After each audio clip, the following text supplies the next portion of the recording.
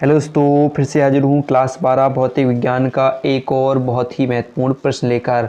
आज की इस वीडियो में हम मुक्त इलेक्ट्रॉनों के अव्यय वेग के आधार पर ओम के नियम की व्याख्या बहुत ही सिंपल तरीके से करने वाले हैं। और यह प्रश्न बोर्ड परीक्षा 2025 के लिए बहुत ही इंपॉर्टेंट है, क्योंकि ये 5 अंक का पेपरों में पूछा जाता है। तो आज हम 5 अंक तैयार करने वाले हैं, तो वीडियो को पूरा जरूर देखिएगा। पसंद आए तो लाइक कीजिएगा, ज़्यादा से ज़्यादा हो सके शेयर कीजिएगा, नए हो तो सब्सक्राइब ज़रूर कीजिएगा। तो आइए स्टार्ट करते हैं। तो सबसे पहले यहाँ पर एक डायग्राम बना हुआ है जिससे कुछ भाषा लिखी हुई है और इसको हम सिंपल तरीके से समझने वाले हैं। तो मान लीजिए एक चालक तार है, कोई धातु का चालक तार है जिसकी लंबाई L है।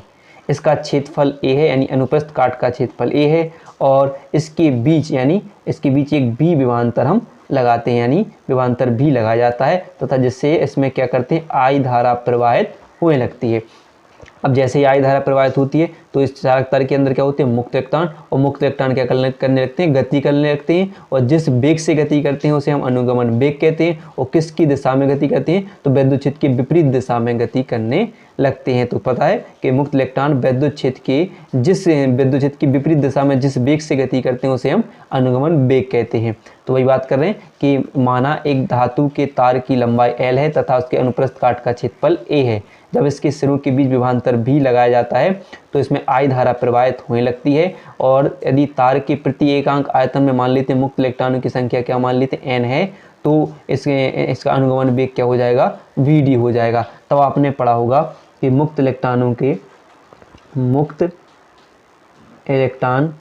के अनुगमन वेग तथा विद्युत धारा में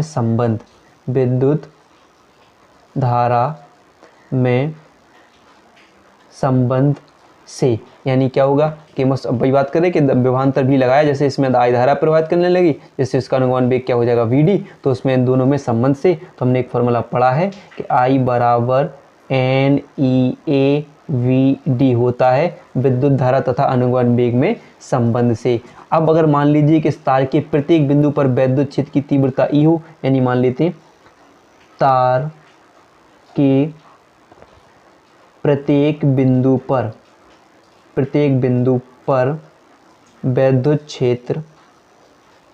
विद्युत क्षेत्र की तीव्रता।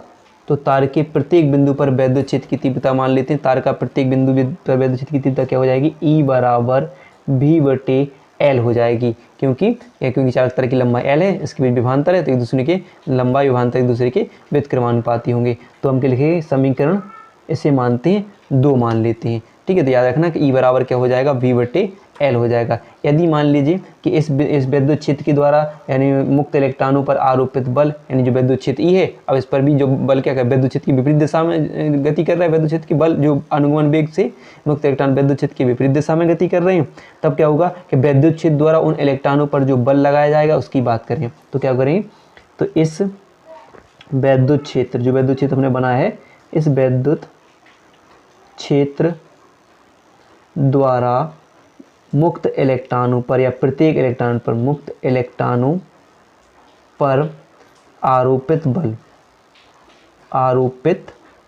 बल की बात करें तो आपने विद्युत क्षेत्र की तीव्रता की परिभाषा पढ़ी होगी, क्या होता है, E बराबर F/Q होता है। तो अगर हम मान लें कि हमें बल निकालना है तो F बराबर क्या हो जाएगा, बट्टे में 1 मान कर कैंची गुणा करें तो EQ हो जाएगी नहीं। क्योंकि आप एक चीज़ समझिए कि Q बराबर क्या पढ़ा है आपने, N ही पढ़ा है। अगर मान लीजिए प्रत्येक इलेक्ट्रॉन की बात कर रहे हैं तो यहाँ पर हम एक इलेक्ट्रॉन लेते हैं और एक इलेक्ट्रॉन यानी एक E यानी QE, तो एक का हम E में गुणा हो जाएगा, तो यानी Q बराबर क्या हो जाएगा, E हो जाएगा। यानी Q की जगह हम क्या लिखें, E लिखें।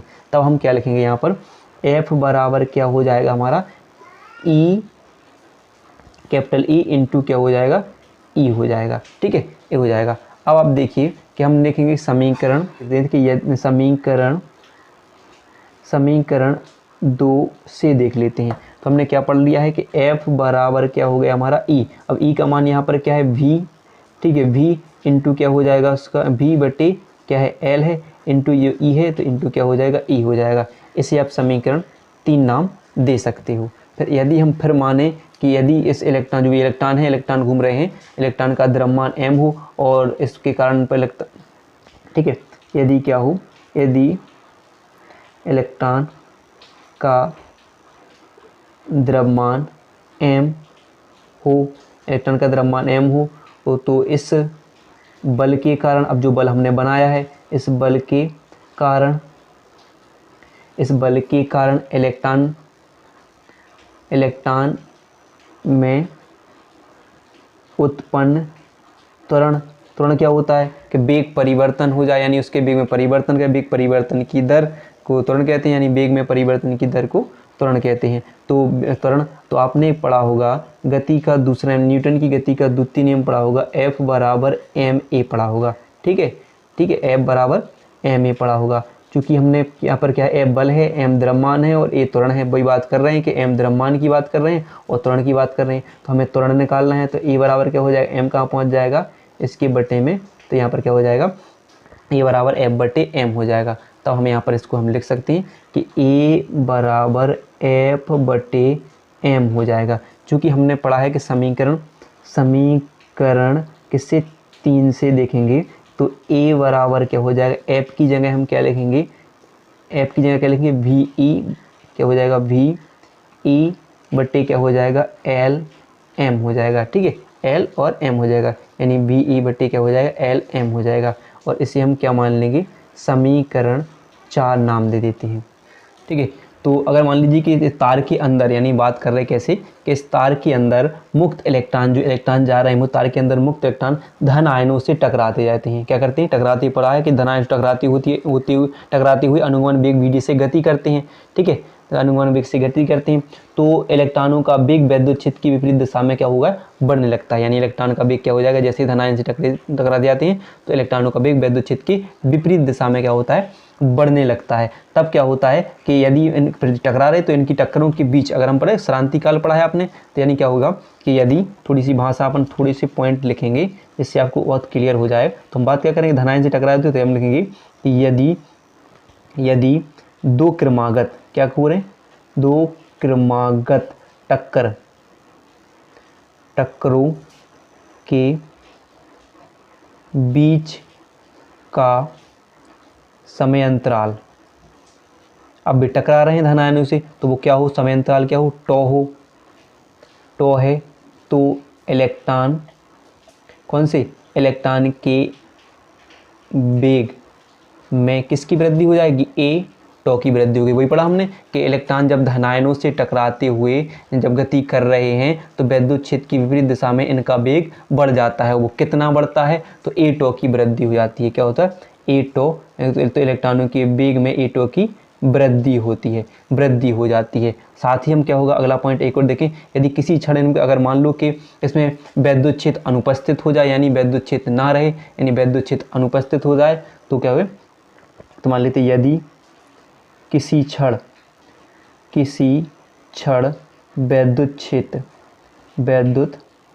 क्षेत्र अनुपस्थित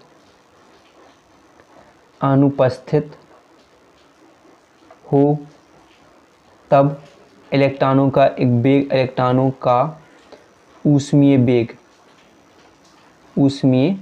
वेग क्या हो जाएगा, u1 है। तब क्या हो जाएगा, उसका ऊष्मीय वेग क्या हो जाता है, u1, यानी प्रारंभिक वेग क्या होगा, u1 हो जाएगा। तब फिर देखेंगे, फिर दोबारा क्या हो जाएगा कि तब फिर दोबारा अगर मान लो वैद्युत क्षेत्र की फिर उपस्थिति हो जाए, तब वैद्युत क्षेत्र E की उपस्थिति में उसका वेग बढ़कर क्या हो जाएगा, तब फिर क्या हो जाएगा, तब वैद्युत क्षेत्र की उपस्थिति में, वैद्युत क्षेत्र की उपस्थिति में, ठीक है, वैद्युत क्षेत्र की क्या हो जाएगी, उपस्थिति में उसका वेग बढ़कर क्या हो जाएगा, u1 प्लस a टॉ 1 हो जाएगा। हो जाएगा कि नहीं, हो जाएगा नहीं, अब बढ़ जाएगा। तो बस सिंपल सी बात समझी कि यहीं पर सबसे ज़्यादा दिक्कत होती है बच्चों के लिए समझने के लिए। तो सबसे सिंपल क्या होती है, हमने पढ़ा क्या है कि जो इलेक्ट्रॉन मुक्त इलेक्ट्रॉन जा रहे हैं धन आयनों से टकराते हुए जा रहे हैं और अनुगमन वेग से गति कर रहे हैं, तो वैद्युत क्षेत्र की विरुद्ध दिशा में गति कर रहे हैं, तो इनका वेग बढ़ता जाएगा। तो इनमें क्या होगा कि उसका समय क्या टकराने में समय क्या लग रहा है, टॉ लग रहा है, और वेग कितना वृद्धि हो रहा है, a टॉ की वृद्धि हो रही है। अगर मान लेते किसी क्षण वैद्युत क्षेत्र अनुपस्थित हो जाए तो उसका ऊष्मीय वेग बढ़कर क्या हो जाएगा, u1 हो जाएगा। अब ऊष्मीय वेग बढ़ चुका है, तब उसका क्या हो गया, वैद्युत क्षेत्र द्वारा हम मान लो उपस्थिति में फिर क्या हो जाएगा, तो उनमें a टॉ की वृद्धि हो जाएगी। ऐसे ही प्रत्येक इलेक्ट्रॉनों में वृद्धि होती जाएगी। तब ऐसे अलग हो जाएगा कि पहले में मान लीजिए क्या वृद्धि हो गई, क्या वृद्धि हो गई कि U1 प्लस ए टॉ1 पहले इलेक्ट्रॉन है प्रत्येक इलेक्ट्रॉन के लिए, ऐसे अगले के लिए क्या हो जाएगा U2 प्लस ए टॉ2 हो जाएगी, अगले के लिए क्या हो जाएगी U3 प्लस ए टॉ3 हो जाएगी, ऐसे चलती जाएगी, यानी UN प्लस ए टॉ n की वृद्धि इनमें होती जाएगी, हो जाएगी। तब इन इलेक्ट्रॉनों का हम मान लेते हैं कि तब इन इलेक्ट्रॉनों का औसत वेग, यानी औसत वेग में क्या हो जाएगा, उस औसत वेग निकाल लेते हैं, यानी औसत इनका अनुगमन वेग निकाल लेते हैं। तब हम क्या लिखेंगे, तब इलेक्ट्रॉन का औसत वेग क्या होगा, औसत वेग ही क्या है, मुक्त इलेक्ट्रॉनों के अनुगमन वेग है। तो इन इलेक्ट्रॉनों का औसत वेग लिखते हैं, जिसे हम क्या बोले अनुगमन वेग भी कहेंगे। तो औसत वेग क्या हो जाएगा इनका, तो VD बराबर क्या होगा, अब इन सब का क्या होगा योग, औसत निकाल दो इन सब का योग बटे इन सब की संख्या। तो क्या लिखेंगे, औसत वेग यानी क्या हो जाएगा U1 प्लस ए टॉ1 प्लस क्या हो जाएगा U2 प्लस ए टॉ2 प्लस ऐसे चलते जाएंगे, क्या हो जाएगा UN प्लस ए टॉ n हो जाएगा, और बटे क्या हो जाएगा इनकी संख्या। तो हम ऐसे लिख सकते हैं, ठीक है, ऐसे लिख सकते हैं। फिर देखोगे आप कि अगर हम क्या करें कि इसे U को हम बाहर निकाल लें, यानी U1 प्लस U2 प्लस क्या कर लें हम UN बटे n, सब में n होगा, और प्लस क्या कर लें हम कि यहाँ पर हो जाएगा टॉ1 प्लस ए टॉ, सॉरी क्या है ए टॉ प्लस ए टॉ2, ऐसे मान लें प्लस टॉ n मान लें, ठीक है, ए टॉ n मान लें और बटे n मान लें, ठीक है। तो यहाँ पर क्या करें, हम मान लेते हैं कि मुक्त इलेक्ट्रॉनों के लिए ऊष्मीय वेग क्या होता है, शून्य हो जाता है, यानी इनका मान क्या होता है, मुक्त इलेक्ट्रॉनों का ऊष्मीय वेग क्या होता है, शून्य हो जाता है। तो इसको क्या मान लेते हैं, इन सब का मान क्या हो जाता है, 0 होता है। इसमें अगर हम ए कॉमन ले लें तो अंदर क्या हो जाएगा टॉ1 प्लस टॉ2 प्लस क्या हो जाएगा टॉ n बटे n, और हमने पढ़ा है कि इसे टॉ क्या होगा श्रांति काल होता है, यानी तो क्या होगा दो क्रमांक टक्करों के बीच लगे अंतराल को श्रांति काल कहते हैं। और ये किसके बराबर होगा, यानी टॉ1 प्लस टॉ2 और प्लस टॉ n बराबर किसके हो जाएगा, टॉ के। तब ये क्या हो जाएगा यहाँ पर, ये तो हो जाएगा उसमें वेग क्या हो जाता है, शून्य हो जाता है, तो केवल क्या बचेगा ए टॉ बचेगा, क्या बचेगा ए टॉ बच जाएगा। क्लियर है, ठीक है। तो यानी VD बराबर क्या हो जाएगा ए टॉ हो जाएगा। अब मान लीजिए इससे कोई समीकरण नाम देते हैं, इससे समीकरण 5 नाम देते हैं। इतनी बात तो क्लियर हो गई, यानी हमने U1 U2 यानी उसमें वेग है, इसका मान क्या होता है शून्य होता है, ए कॉमन ले लिया इसमें, ए में इसमें ए भी इसमें था कॉमन ले लिया, और क्या बचेगा यहाँ पर जो टॉ था, तो टॉ क्या होता है श्रांति काल होता है, यानी मुक्त इलेक्ट्रॉन दो क्रमांक टक्करों के बीच लगे समय अंतराल को श्रांति काल कहते हैं किसी, तो उसे श्रांति काल हो गया। अब हम क्या करते हैं, इसको आगे हल करते हैं। अब हम देखेंगे यहाँ पर तो ये चीज़ हो जाएगी क्लियर। फिर हम देखेंगे BD, तो हम देखेंगे समीकरण जो हमने क्या बना था समीकरण 4, तो समीकरण 4 का मान समीकरण 5 में रखते हैं। तो क्या रखोगे, समीकरण 4 का मान समीकरण 5 में रखने पर, तो समीकरण जो BD बराबर क्या आया था हमारा A, और A का मान ही हमें यहाँ से, यानी A का मान क्या है VE बटे ml मान लेते हैं। तो यहाँ पर हमें क्या रखना है, तो VE बटे ml इंटू क्या बच रहा है यहाँ पर, क्या होता है टॉ, तो क्या था टॉ हो जाएगा, इंटू क्या हो जाएगा टॉ हो जाएगा। इस मान को हमने यहाँ पर रख दिया है। इसे अब नाम देते हैं हम समीकरण 6 नाम दे देते हैं, ठीक है, इसे भी कोई समीकरण नाम दे दिए। अब आपने देखा होगा कि अब देखेंगे कि समीकरण 6 का मान, फिर देखेंगे समीकरण 6 का मान समीकरण 1 में रखने पर, 1 में रखने पर, तो समीकरण 1 क्या पढ़ा था हमने, तो हमारा समीकरण 1 क्या था कि I बराबर NEAVD, तो क्या लिखोगे, तो क्या होगा I बराबर NEA। अब VD की जगह हमें क्या लिखना है, VD की जगह क्या लिखना है, इंटू क्या हो जाएगा VE बटे ml इंटू टॉ, इसको हमें यहाँ पर रख देना है। क्लियर है। फिर क्या करोगे आप, यहाँ से देखोगे कि अगर आप n तो n है, e का e में गुणा होगा तो NE स्क्वायर हो जाएगा, ठीक है, NE स्क्वायर हो जाएगा, बटे में क्या बचेगा आपका, ठीक है, इसे मान लेते हैं हम m, और बाकी a बचा है और टॉ बचा है, और बटे में क्या बचा है L बचा है, और जो भी बचा है वो भी यहाँ पर हम लिख लेते हैं। अब आप क्या करिए कि आप क्या करेंगे कि कैंची गुणा हो जाएगा, या चाहे कैंची गुणा डायरेक्ट आप क्या कर सको कि करोगे, कैंची गुणा करोगे तो क्या हो जाएगा यहाँ पर NE² into A toe B हो जाएगा, बराबर क्या हो जाएगा यहाँ पर IML हो जाएगा नहीं। अब हम क्या करें कि B के यानी B के नीचे केवल हम I के मान को पहुँचा दें और ML बटे बाकी के जो मान बचे हैं जो कहाँ पर पहुँच जाएंगे, यानी NE² A टॉ यहाँ पर पहुँच जाएंगे। चूँकि हम मान लेंगे, चूँकि हम लिख देंगे कि ML NE² A टॉ क्या है, एक नियतांक है, यानी द्रव्यमान लंबाई ये सब क्या है, एक नियत है, यानी इन सब का मान क्या हो जाएगा, नियत हो जाएगा। तो एक नियतांक है जो किसके बराबर होगा, R के बराबर होगा। तो V बटे I बराबर क्या आ जाएगा, R। और यही क्या होता है, V बटे I बराबर R क्या होता है, ओम का नियम हो जाता है। क्लियर है, ये हो जाएगा आपका ओम का नियम, यहाँ तक क्लियर हो जाएगा। इस प्रकार यहाँ तक हम इसको सिद्ध करते हो। तो वीडियो पसंद आई हो तो वीडियो को लाइक और चैनल को सब्सक्राइब करना ना भूलिएगा।